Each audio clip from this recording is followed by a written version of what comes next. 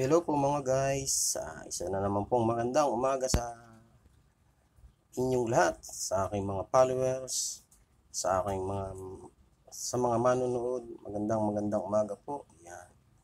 Ito po mga guys, ang ibibidyo ko ngayon ay ang isdang banak mga guys. Ayan po. Yan po yung banak. Tingnan niyo po ano po. Yan. Yan. Ito po ay isang uri ng isda na ito ay ang katulad, ikapamilya po ito ng yan o bangus. Kala mo po yung bangus mga guys. Oh. Pero siya po yung banak. Yan po ang isdang banak. Tingnan niyo po.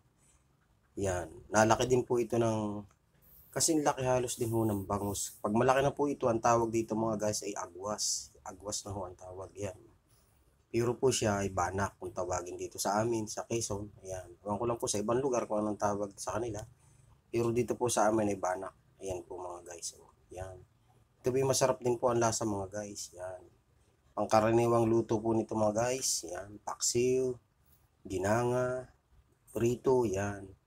Kung malaki, pwedeng sweet and sauce. Yan. Ganyan po. Nalaki po ito ng malaki. Tulad nga po ng sinabi ko mga guys.